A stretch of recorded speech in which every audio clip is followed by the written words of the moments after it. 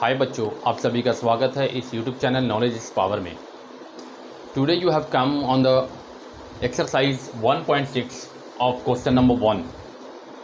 तो before question कुछ हम इसका इंट्रोडक्शन समझ लेते हैं, कुछ इसके फॉर्मूले समझ लेते हैं कि क्या है ये चीज़ एक्सरसाइज 1.6 से स्टार्ट करने से पहले।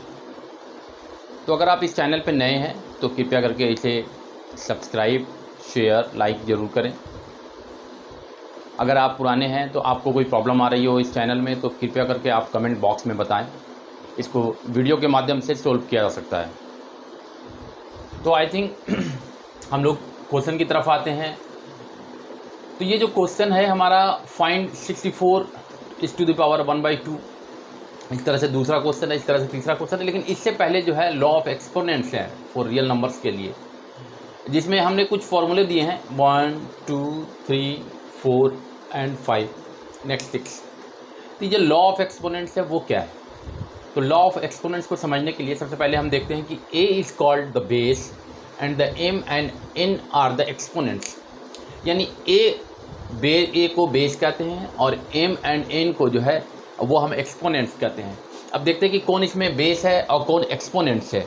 तो सबसे पहले जो देखो यहाँ a to the power m और इनटू, ये पॉइंट का मतलब into a to the power n, यानी a जो है वो बेस है यहाँ भी, और m जो है वो उसको एक्सपोनेंट्स कहेंगे। यानी जो पावर है उसको हम एक्सपोनेंट्स कहेंगे और जिस पे पावर है उसको हम बेस कहेंगे, right.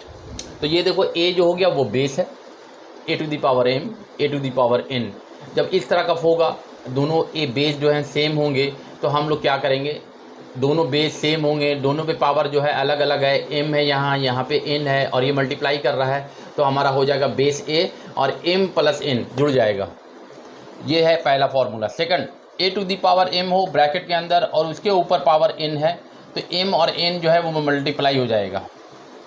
a to the power third, a to the power m और divided by a to the power n है, तो a जो है बेस रहेगा, m माइनस n हो जाएगा, n जो है ऊपर जाएगा, माइनस की तरफ हो जाएगा।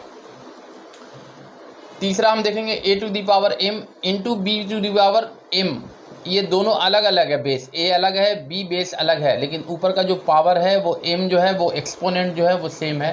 तो ये हो जाएगा a इंटू b और उस पर पावर केवल एक m होगा। क्लियर।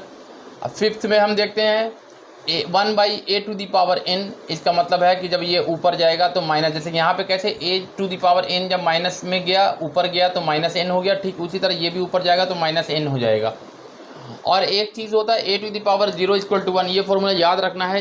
किसी भी वर्ड पे x पे 0 अगर कहेंगे तो 1, a पे 0 पावर रहेगा तो 1, ये सारे में अप्लाई होता है।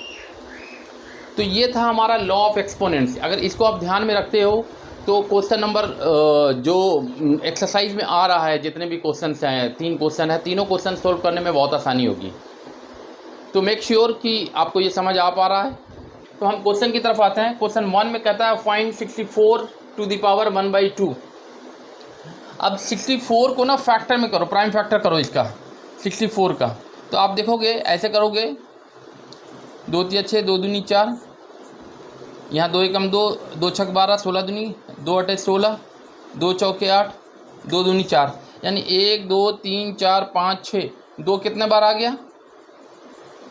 1 2 3 4 5 6, यानी आ गया 2 दी पावर 1 2 3 4 5 6, 6 बार आ गया। तो 64 को हम लोग 2 टू दी पावर 6 लिख सकते हैं और 1/2। तो देखो ये कौन सा फार्मूला हो गया, a to the power m 2 the power 6 और यहाँ n है, ये हाफ है, तो क्या होगा m इंटू n, मतलब 2 to the power 6 into 1/2, m यानी 6, n यानी m इंटू n, यानी 6 इंटू 12, 2 दिया 6, यानी आ गया 2 दी पावर 3 का, कि 3 को 1 से गुना करेंगे 3 आएगा, 2 दी पावर 3, यानी 2 को कितना बार लिखेंगे, 3 बार, 2 दूनी 4, 4 दूनी 8, 8 हो गया आंसर। आप समझ पा रहे हैं।